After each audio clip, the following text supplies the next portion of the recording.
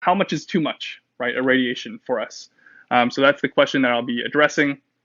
So to address a question like that, we'll just go back really quickly to summarize what irradiation is and where it came from. So we usually draw it from Sherrington's law of irradiation, which states that a muscle working hard recruits the neighboring muscles, and if they're already a part of the action, then it amplifies their strength. Right. So essentially, if muscles are working and you focus on it a little bit more, all the rest of the neighboring muscles that are working as well, they have a multiplicative kind of effect on the overall strength of that surrounding joint. So that's essentially what irradiation is. And you can get it to the point, just like with Brian's kind of handshake test yesterday.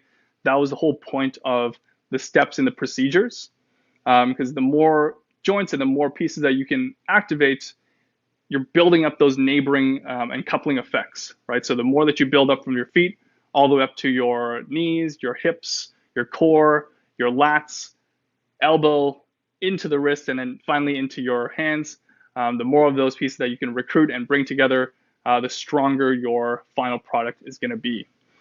So most people have been asking, like, is there a time where you shouldn't irradiate, right? Or when I'm going walking, like we had a question yesterday, when I'm going walking, should I irradiate? When I'm sitting by the desk, should I irradiate? If I'm sleeping, should I irradiate? Right? So it's kind of in that attempt to maybe get more of an effect and a better training response. Well, the kind of short answer is no, not really, but it depends on the situation.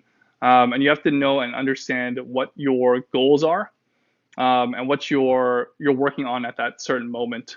So for me, I would recommend more of kind of irradiating when you're doing focused strength work. And then most other times, like, you don't really have to worry about it too much. Most people will ask, should I irradiate to maintain my posture, right? So to have a prouder, more tall, more confident posture, should I be irradiating to get that posture? And again, my answer would be no, because otherwise you would be constantly thinking, and your mind and your neurological system would always be on, and you'd be in constant stress because you're trying to keep things active, right? So the more that you're mentally involved with it, you're going to be more stressed, and you're going to have more tension throughout your body. So that's not what you want to do with terms of like postural pieces.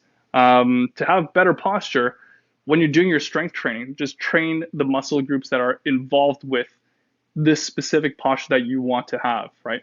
And that kind of goes into some other talks about what is the best posture. Is there a best posture?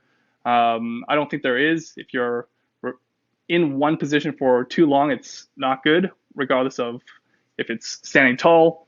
Because if you have a really tall posture, but if you can't squat down and you can't get into your deepest squat, then is that really good posture? And do you have a healthy body? That's a separate question in and of itself. But for kind of our purposes, if you want to have whatever your standard of posture is, irradiate and do the strength work that you want to do while you're either in the gym, at home, to train those muscles to hold yourself in place, right? As opposed to always reminding yourself, okay, irradiate to get your chest up. And then 2 seconds later, when you're not thinking about it, everything kind of drops back down, and you're constantly thinking like, oh, up, up, up, right? That's too much mental work throughout the day. So try to cut that stuff out. Focus on it when you're training, and then just let your body kind of passively take control. So that kind of like summarizes most of what I want to talk about for radiation and relaxation. When we're talking about stuff like swings and more dynamic movements, stuff that Jason's going to touch on tomorrow, as well as most athletic performance type movements. That's more than just a single explosive movement, like let's say like a squat or like a bench press, where you need to irradiate at that 1 split second to create the force.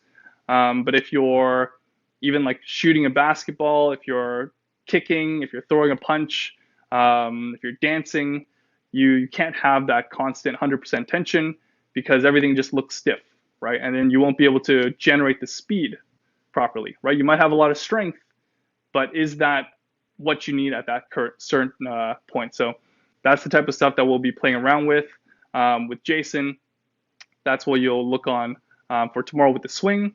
It's nice to control it and build up your strength at the end ranges, but when you're actually going into performance, you don't think too much about the irradiation part. You just allow what your practice has done and hope that your body is ready for the actual speed that's involved with the movement.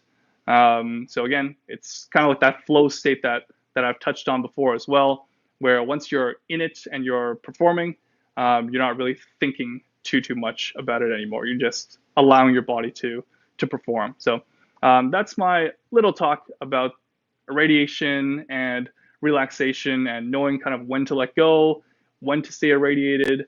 It's not too big of a thing. You just have to know, okay, sometimes you irradiate, sometimes you don't, and know that you don't have to always keep yourself tense.